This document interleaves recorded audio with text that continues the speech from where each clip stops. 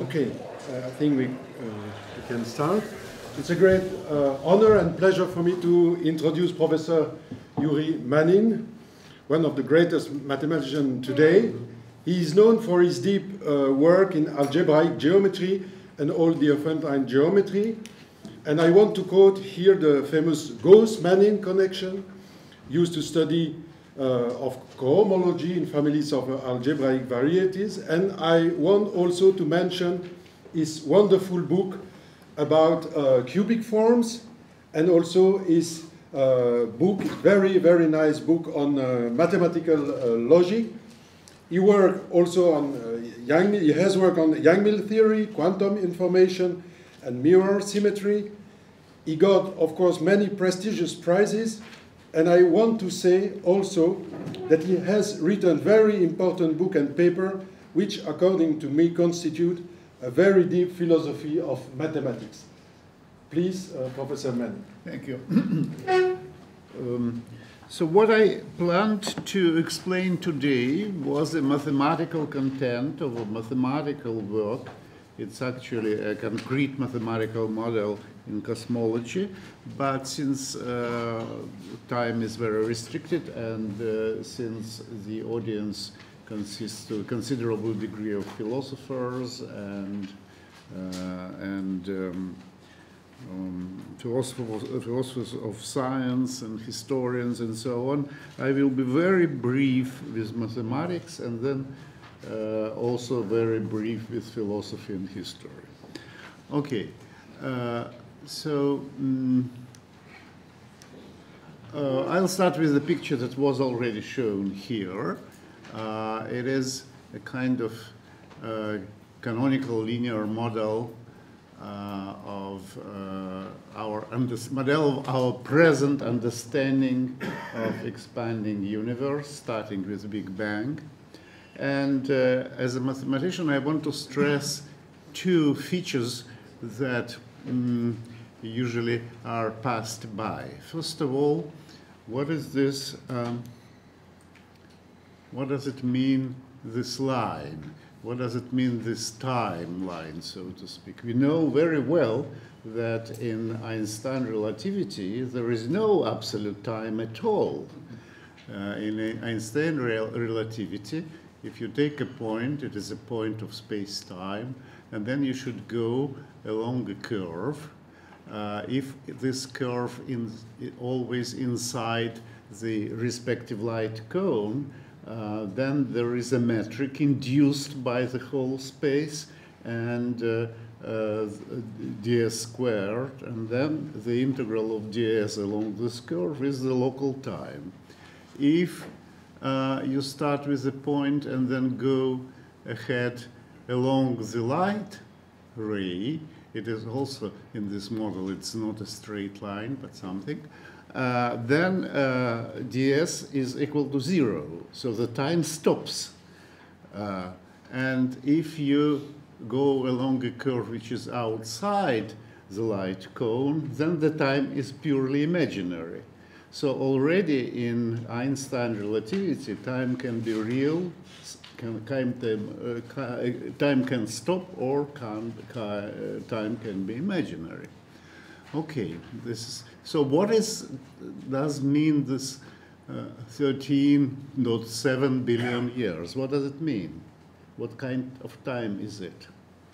Well, it is a mathematical physical construct which is not easy to explain by words. You're considering the so-called the temperature of background cosmological radiation, and then you take inverse of this temperature. So when time goes to infinity from our viewpoint, the temperature goes to 0. So the universe becomes more and more cold. When time goes back to 0, temperature becomes infinity. The world is more and more hot. And at the moment 0, something happens, which is described in words as a Big Bang or blow up of a primeval atom or things like that. That happens here. Now, what does really happen here? Well, I'm suggesting that this is the point when time passes from pure real axis of complex plane to pure imaginary axis of plane. A very concrete mathematical model is presented in our papers with Matilda Marcoli. The list of literature is later. Okay, a very concrete mathematical picture of this is presented there.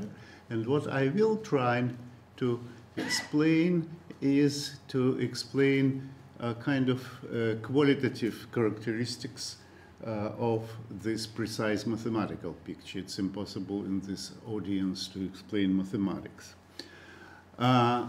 So, as I said,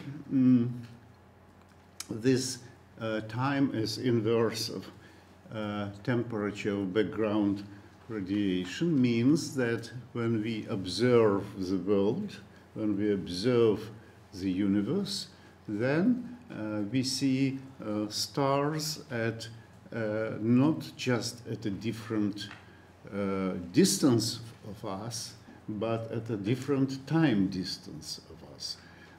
And this is described in terms of redshift and things like that. And therefore, as I like to explain, our picture of universe looks like the famous picture by Marcel Duchamp, Nous descendons en escalier, numéro 2. That's how we see the universe. Okay.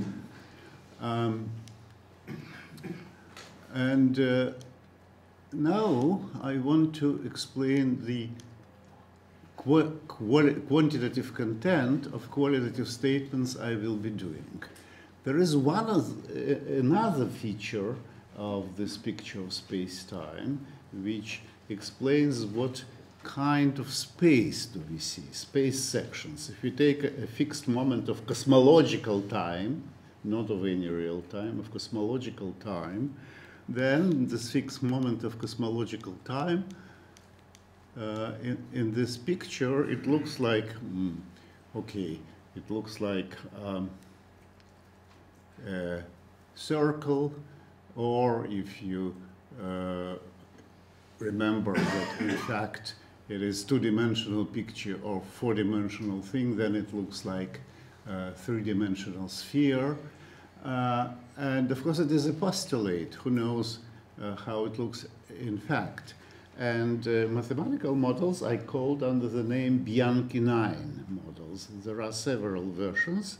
This is Bianchi 9 model where space section have a topology of three-dimensional sphere, but instead of three-dimensional sphere, it can be three-dimensional hyperboloid. This is another Bianchi 9 model. So this picture contains already a lot of prejudices, so to speak, that went into our mathematical model. Okay. Now, a little bit more mathematics. A little bit more mathematics. As I said, we must define an Einstein gravity by using some four-dimensional mathematical space, real space, and metric of Minkowski signature. So here it's written like as ds squared equals to this stuff. Here is, it's specifically one of Bianchi 9 models. So this specifically is the factor depending on cosmological time, which shows you what happens to the universe, how it extends, or if you go back, how it shrinks. And here is another factor which explains there is a choice of coordinates, chi, theta, and phi, and this essentially explains the form, the metric form of our space sections. Essentially, the point is that although I told you that topologically our space section in this model look like spheres, but they are metric spaces. And as metric spaces, they look more like ellipsoids with different size of their semi-axis. This is important to keep in mind because the following discussion will refer to what happens with the size of semi-axis. Okay.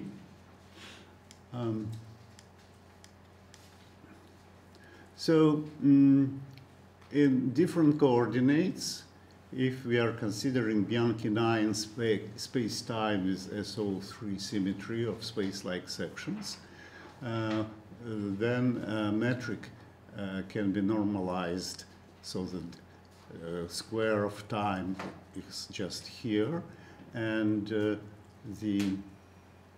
essentially the sizes of semi-axis as functions of this matrix up to slight normalization will be just denoted A of t, B of t, C of t. So we have three functions of one variable.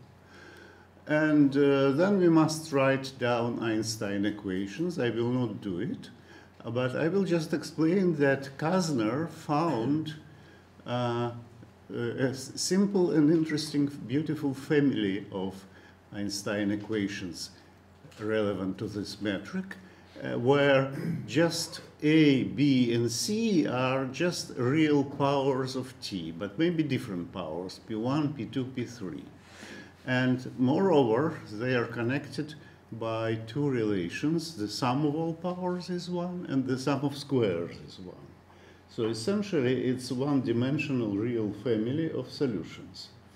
Okay, they are very particular solutions, so what is interesting in them? Well, what is interesting is that another series of papers by Khalatnikov and other persons proved that if you take just any solution, any kind of picture like that, and trace it back to the zero moment, to the moment of Big Bang, trace it back, and so what's happening? It turns out that up to certain approximation, they consecutively become closer and closer to various Kasner solutions. Not forever. Kasner solution, they live in this state close to one of the Kasner solutions with P1, P2, P3, and then they somehow jump, not quite jump, but pretty jump, to another solution with another values of P1, P2, P3, and these moments are divided by, so we have Kasner eras and Kasner epochs. And so it's better to imagine here not something round and smooth as is explained, but you should imagine something like a movie. When we go back here, something like a random process starts going. So the classical picture somehow encodes something which is very like the random process. Okay, so my idea after I was present at a lecture by Roger Penrose in Bonn a couple of years ago, I think it was. I had this famous feeling, aha. The point is that many years ago, when I has written my popular booklet, Physics and Mathematics, I sort of focused at the very end on the strange fact that if you have two different statistical physical theories, one, so to speak, real, then kind of Boltzmann distribution is governed by exponential of -1 divided by temperature, whereas physics is governed by exponential times square root of -1 t. And I asked myself then, and I asked my friends physicists, why so? Why just a formal transition from one to another? its formal transition from classical statistical physics to quantum physics. And when Penrose gave his talk, I had this feeling, aha, I know really this process was produced, came alive at the moment of Big Bang. So Big Bang, from this viewpoint, I repeat, was not a moment. It was just time, imaginary time that moved along imaginary axis, which is perpendicular, orthogonal to the real axis here. And of course, it's natural, and everybody thinks so, that near the moment of Big Bang, the universe was quantum. Whatever you say, you cannot describe it, really describe it by purely classical physics. It was quantum. And now I had some element of this conjecture in Penrose picture. And then the next natural question was, okay, and can I then somehow explain using this half plane of a complex half plane of time? Clearly, if I allow time to be purely real or purely imaginary, then probably it can at a certain moment be anywhere at the upper half plane. Can I use this mathematical idea in order to explain the statistics of change of Kasner cycles? And we started working on it with Matilde Marcoli, who is now in Caltech. She was born in Italy, then spent some time in America, then in Bonn, and now is in Caltech.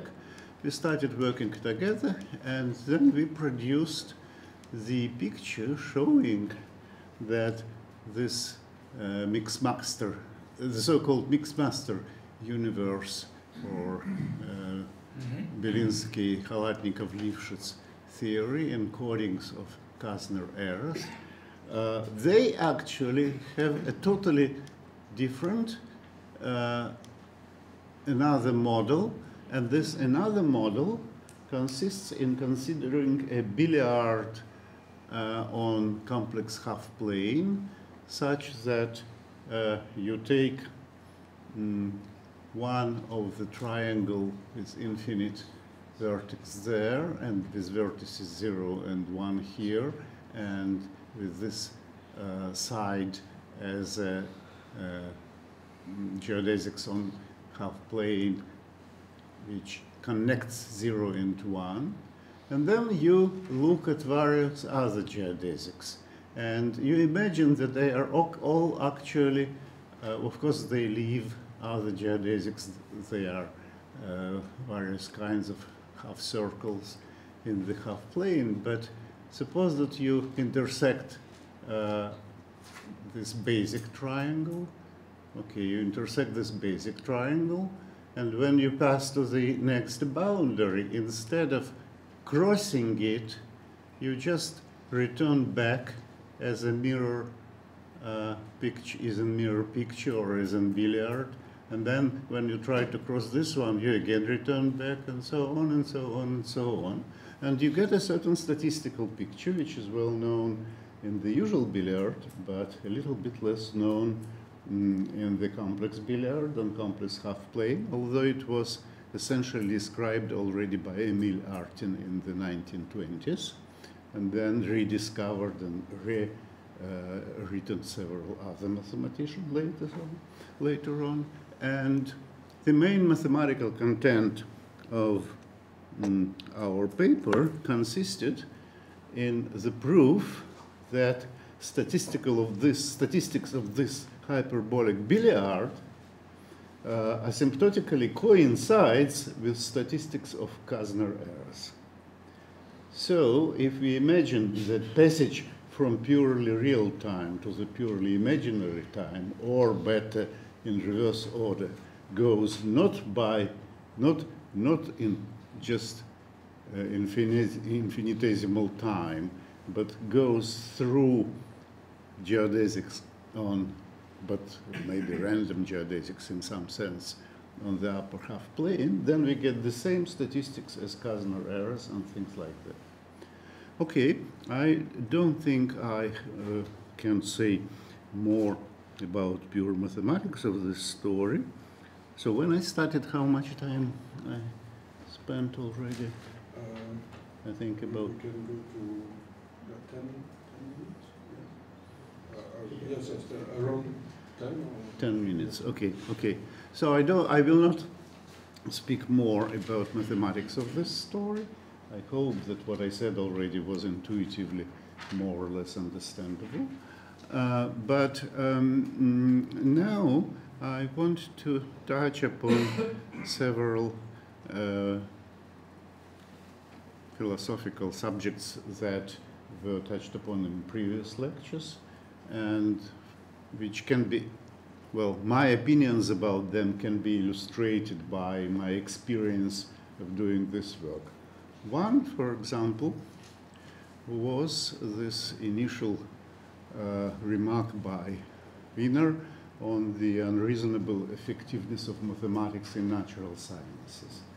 The point is that when my booklet on mathematics and physics appeared in Russian, it was very quickly translated in English, and then nobody else as Freeman Dyson has written a review of this small booklet, and he specifically complimented me that I did not try to explain unreasonable effectiveness of mathematics in natural sciences.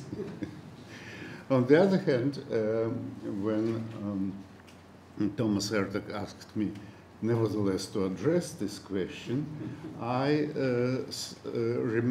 recalled my old work in Moscow in humanitarian style, where I made conjectures about origins of human language. And there, the statement I did there was approximately as follows. I thought, and I still think so, that initial stages of human language appeared not in order to give an information. There is a deer which we can kill and eat, or something like that. Not at all. Moreover, the initial stages, the human language was essentially the property of a very small amount of people in whose heads this language did exist, and only gradually it became expanded. And when there were so few people who could speak, but nobody anyway could understand, well, what do they mean and so on, they played the role of tricksters.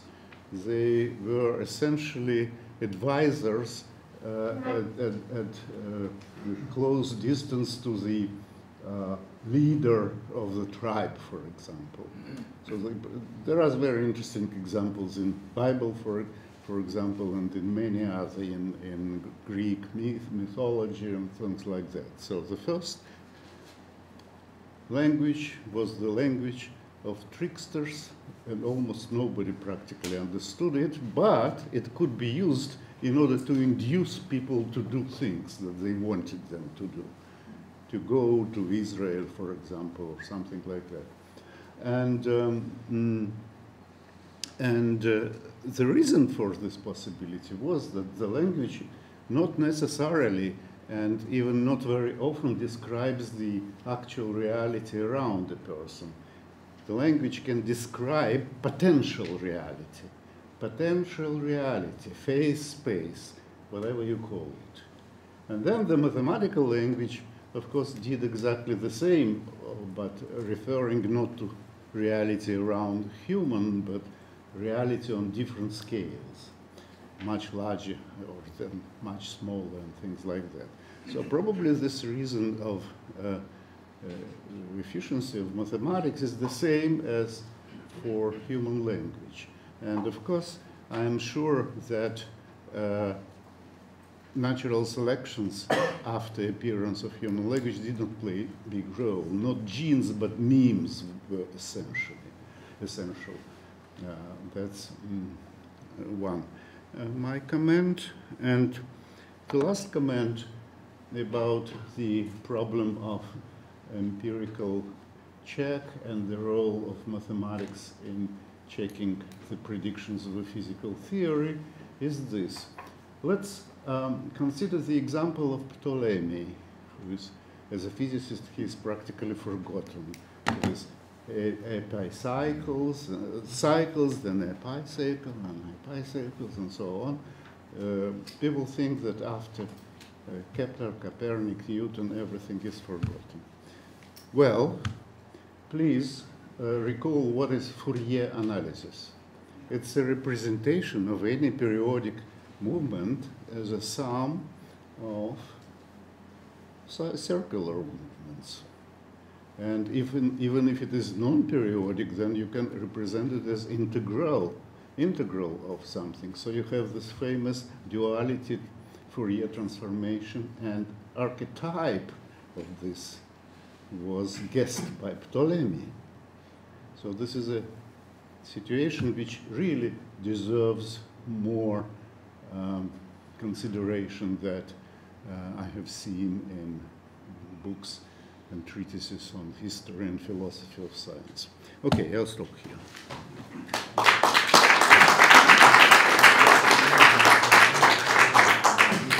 Thank you very much, Professor Manin, for this fascinating and deep talk. And now we have a question. Comment on Kasner.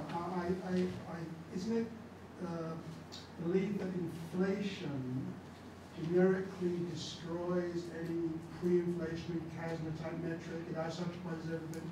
Yes, in a sense, of course, the Kasner errors start really acting when you go back to zero. When you go forward, this doesn't matter anymore. Time becomes really real, not. It's pre-inflation, right? Yeah.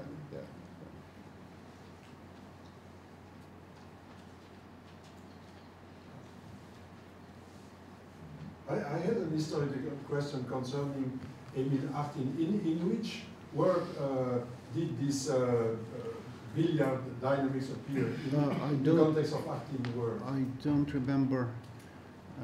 Don't remember the exact reference, but I can find it at home, I think. Yes. Yes, it could be interesting. Yes.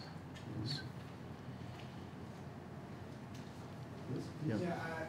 I would like to understand, you say that the singularity is connected to the fact that you are close to t equals 0. This clashes with the imaginary time and real time. Yes. And this is connected with the Kasner metric. It's the Kasner errors. Errors. Yes. It's constant change of Kasner metrics. Okay. Approximate, but a kind of random. So this means that the Friedman-Lemaitre-Robertson Walker metric collapse in this kind of metric? No, it means that any or almost any metric Yeah. as a solution of Einstein Equation. traced back. When it is traced back to zero, Yeah. you have this TP1, TP2, TP3, right? So one of them, P1 or P or P2 or P3 is negative. This means that one of the axes becomes very big and two other considerably small. And which one, in what order, and how long, this is a statistical process. And this is the raising of the quantum nature in your opinion. Yeah, Yes. okay. When you look Yeah, back I got in it. time. When you look back in time. May I ask about the idea of the statistical process? The word process suggests, of course, time evolution, and I assume that in the complex billiards, it's normally a real time, but it's a complex state space. It's a complex Yes, it's real time So- because when you look at the geodesics, there is an induced complex metric, dx squared divided by y squared, and the time along this metric is just this length exactly as in case of curves in Einstein Equations. I mean, mathematically the same, of course, physically. So, but should we think of the universe in your model as having a global time parameter that goes along the positive imaginary axis to 0 Yes, and then yes. turns onto the real line? Yes. Yeah. This sort of is suggested by the notion of cosmological time, which is in Earth's temperature. And then if you take this idea seriously and look at its possible mathematical context, this is such a context that explains this change of Gaussian errors, and therefore it looks like a quite nice explanation of this story.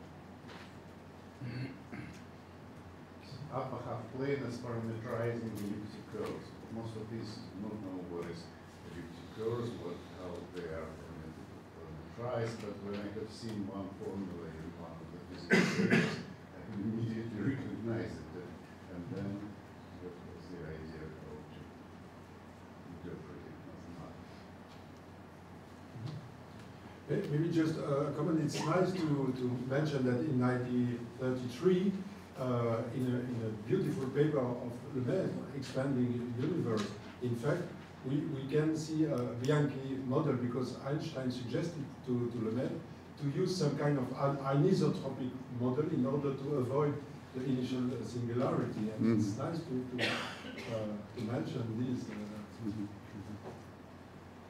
There are not so many exact solutions of Einstein equations, but of course this series of Gaussian solutions are very nice because before that Belinsky, Lifshitz, Khalatnikov suggested that, not suggested, but discovered that almost any solution traced back, it's not supposed to be one of Gaussian solutions. Almost any traced back jumps between various Gaussian solutions. It's half mathematical statement, not quite precise, but it was later made precise by Novikov and his student. Okay, any other question or comment? No? Then we have to thank you very much.